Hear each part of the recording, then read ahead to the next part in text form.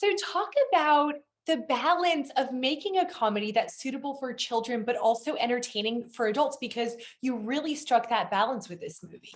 Look, the whole goal from the beginning was to not talk down to the audience, and specifically not kids.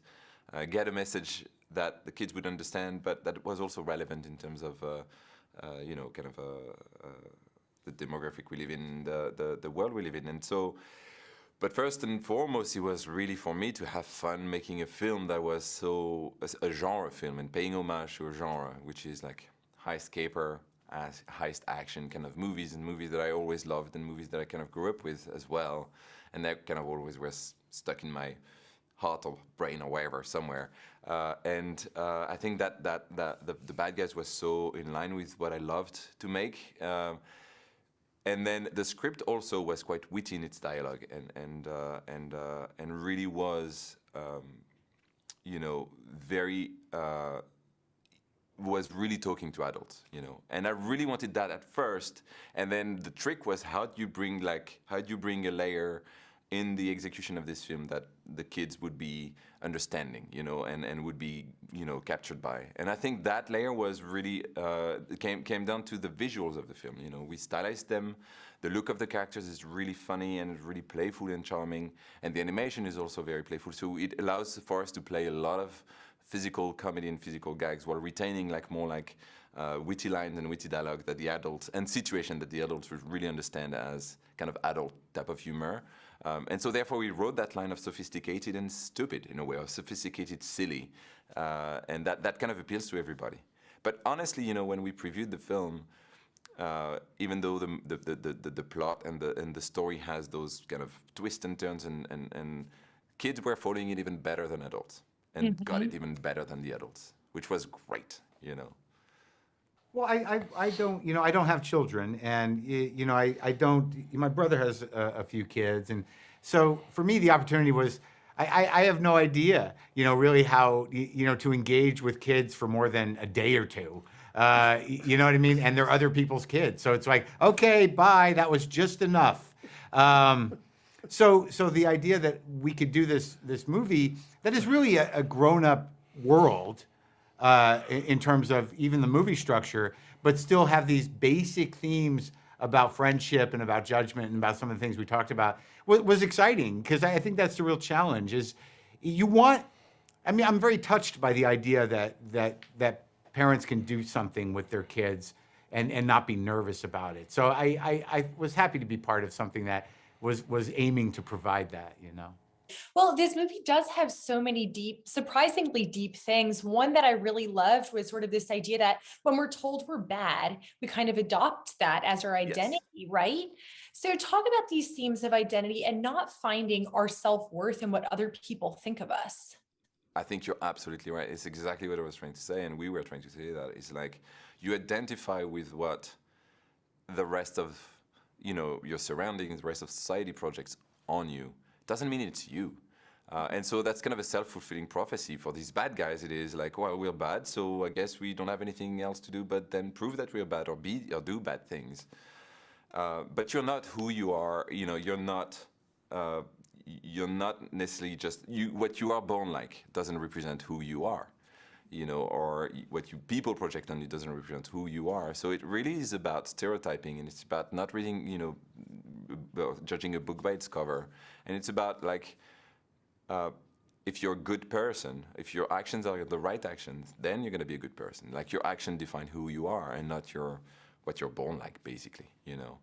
And I think that was really important for us, just get that message across. And of course, we have a lot of other messages. We have friendship, and we have all of these. But I think to me that was an important one that we needed to get through, and that was supposed to come clear. So, Mark, we love Snake, right? He's kind of the star of the show. He's got a heart of gold under that scaly exterior. Did you relate to this character? Sadly, yes. I it was complete. I didn't even have to act. No, I mean, look, I know what it's like to be defensive and cranky and insecure and needy and wanting to be accepted. I mean, I'm a comedian, so so it all made sense. but I was happy that ultimately you felt that this guy, like, pretty quickly was kind of a sweetheart in there somewhere, or at least, just wanting some love of some kind.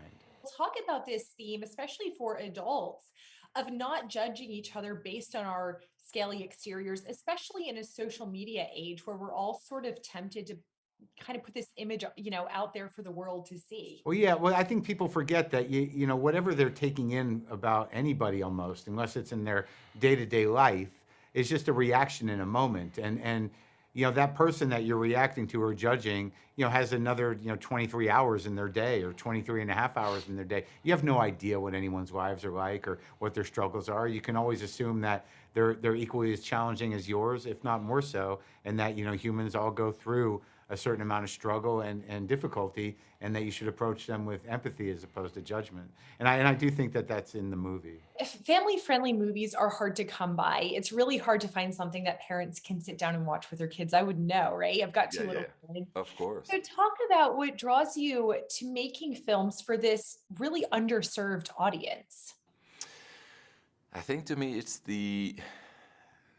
well, I guess it's kind of like the flip side. I don't think it was. I fell into animation before thinking of making movies for that audience.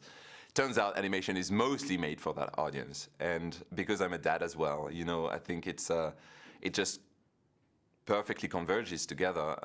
But to me, what drew me to animation is mostly the ability to do whatever you want and just explore any world you want, any character you want, and just and have as much visual freedom as you can, And I think animation gives you that. We can go so far. We can play with worlds that are so different that I think it's an incredible medium to play with.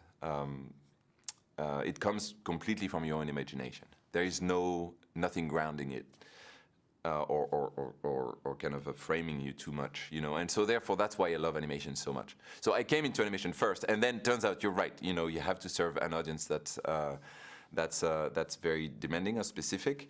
But I think also through this, it was like also a little bit of a challenge for us to say, a personal challenge to be like, oh, what if we tried just to make this movie like a gateway into adult movies, but for children, And therefore, through it, I kind of, like, you're right, we struck a balance that's very interesting because it pleases to adults, but also kids love it. And there's so many reasons behind it, but I think it was an interesting challenge, and I think Bad Guys works really well for that reason, I was pitched the film. They did a whole beautiful pitch. I went to DreamWorks, and they showed me what the characters were going to look like. They showed me the book series. They showed me who was in the movie. It was really a you had me at hello kind of moment. It was so easy to come in and be like, oh, I love the potential of what I could do with this crazy shark who likes to go undercover and go as different people. So it was just fun and funny, and the director, he's one of the people you talk to. He doesn't have to talk. You can sense his intelligence. So I knew I was in good hands, and I was just ready to sink my teeth in.